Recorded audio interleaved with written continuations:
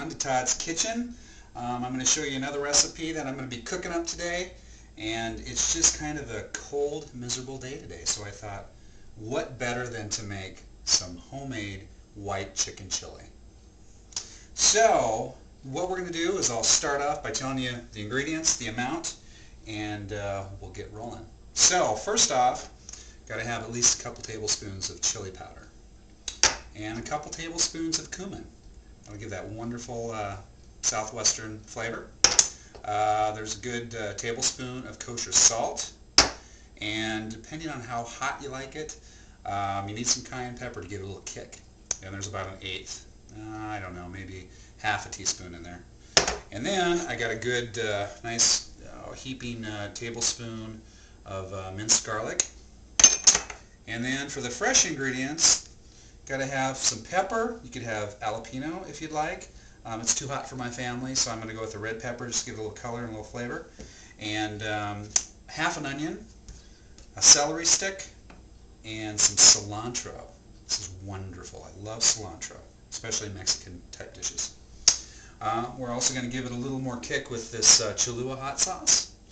And we need a little bit of Worcestershire sauce. So that's an interesting I don't know, ingredient in there, but it really works. It's nice.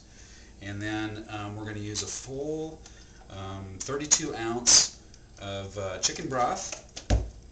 And then also I'm going to use probably about 3/4 of this half and half. And it'll give that nice creamy base to that stock. And then Bush's white kidney beans, and some northern beans, and sometimes I've even put those big butter beans in there, which is great too. And then we've got a full cube of Monterey Jack, and I shred it so it melts really easily. And then also I've got about a 1/4 cube of that wonderful, yummy, processed Velveeta cheese, and that makes it a little more of just a real nice creamy consistency. And also we've got about 4 thawed chicken breasts, and we'll start off by cooking those up in a little bit of olive oil and a little bit of salt and pepper. Our garlic, I'm not going to add that all to the chicken or to the stock just yet, but I'll cook the chicken with that. Alright, we're going to get started. Stay tuned. And the way that I typically like to start out my meals is I like to have everything available, out, ready to roll, and rinse all my vegetables. Everything that's going to go into my meal I typically rinse and make sure that's really well cleaned. Even the chicken as well. Rinse under cold water before I dice it up. So we'll start off, and what I like to do with my red peppers is I like to cut them off into rings. Just little rings, and then they're really easy and simple to chop. And so I got that, like this, and then I don't know if you can see this, but then I just chop up really nice and quick.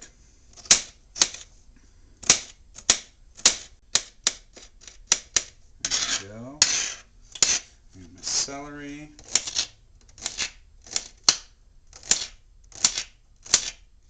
So there's a little bit of prep time with this meal. There's probably a good 15 minutes at least that you'll spend. There's a lot of ingredients to it, so it takes just a little while. Cilantro, I typically like to get rid of the stems, so I just kind of slice those off a little bit, get rid of that, and take the nice flavorful leaves off. If there's a few stems in there, not that big a deal. Just making sure that you have all the right ingredients to really make it yummy. And cilantro is a really integral part of Mexican flavorings. Alright, then with my cilantro, what I like to do is I like to get it in a nice bunch. So just kind of force that all together. Just kind of a little nice little tight little package there. And then I go through it. Just kind of shred it a little bit. There you go. Set that aside as well.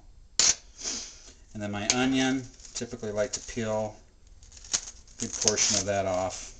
Out and away.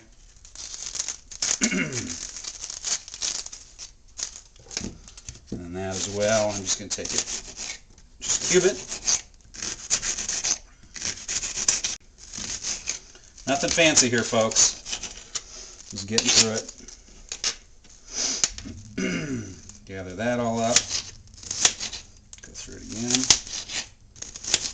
Now this onion, I'm going to be cooking most of this onion with our chicken breasts and with some garlic.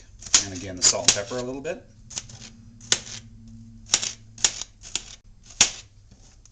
And this meal actually goes really pretty fast. Once you've got all the ingredients together, it's not like a typical chili where you want to spend a good, day cooking chili and letting it thicken and all that kind of stuff. This is just a different deal because you're using a cream base. There we go. Got all of our veggies. And set that aside.